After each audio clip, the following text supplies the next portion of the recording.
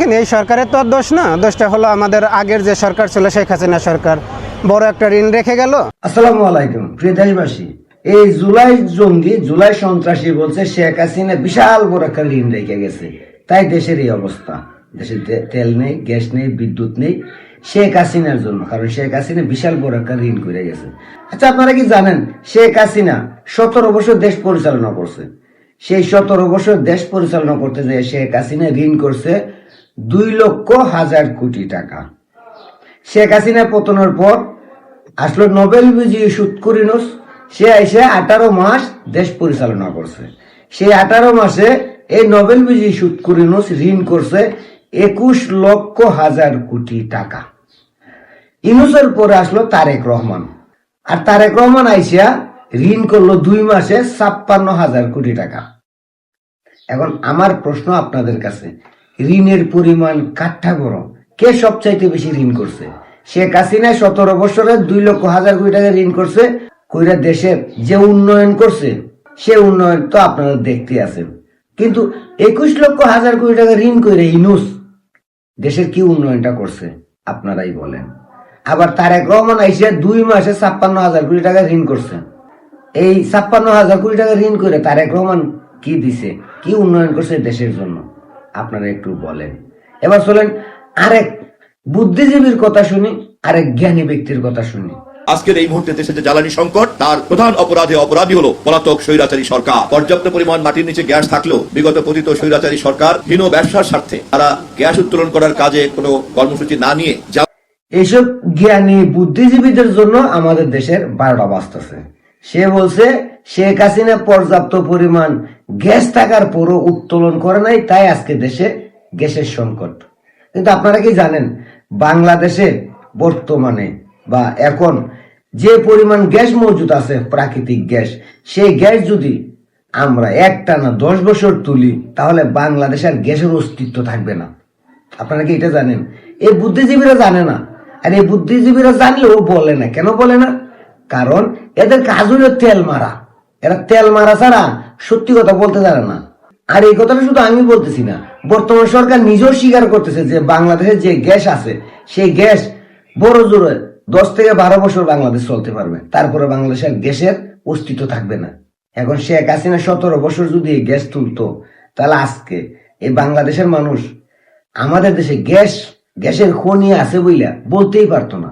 আর তাই শেখ হাসিনা জানতো যে গ্যাস যদি একটা দেশের শেষ হয়ে যায়, যে দেশের খনিজ সম্পদ নাই, সে দেশের মূল্য নাই বহির্বিশ্বের কাছে, তাই শেখ হাসিনা গ্যাস তুলে নাই। আচ্ছা, ধরে নিলাম এই বুদ্ধিজীবীর কথা যে শেখ হাসিনা গ্যাস তুলে নাই, তাই আজকে গ্যাসের দাম বাড়ছে। কিন্তু শেখ হাসিনা তো 17 বছরে বাংলাদেশে পেট্রোল এবং অকটেন, যেটা আমাদের চাহিদা প্রতি বছরে 9 থেকে 10,00,000 মেট্রিক টন, সেই অকটেন আর পেট্রোলের উৎপাদন শেখ হাসিনা করে দিয়ে গেছে 15 থেকে 16,000 মেট্রিক টন। মানে শেখ হাসিনা চাহিদা চেয়ে ডবল উৎপাদন করার সক্ষমতা গড়ে দিয়েছে বাংলাদেশে।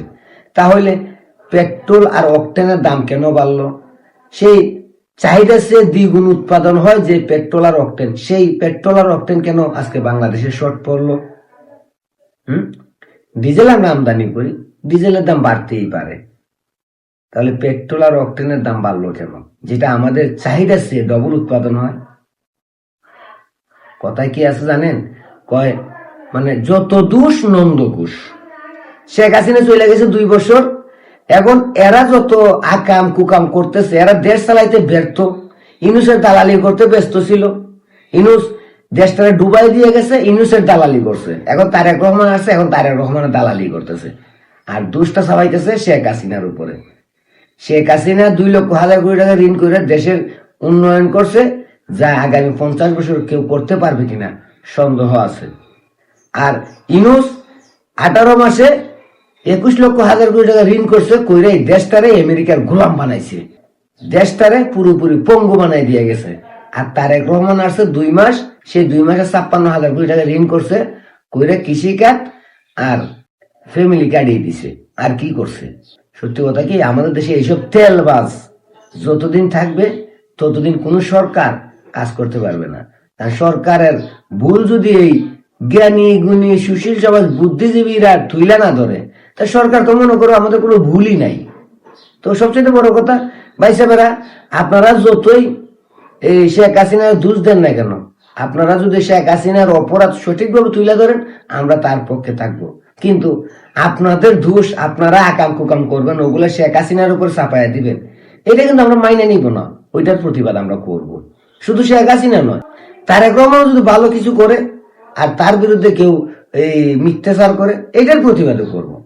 কারণ সত্য কথাটা বলা আমার একটা নেশা হয়ে গেছে। আর এইসব তেলবাস আর জুলাই জঙ্গিদের মিথ্যাচারের প্রতিবাদ করার জন্য আমি অনলাইনে সবসময় আছি, থাকবো, সবসময় থাকবো ইনশাল্লাহ।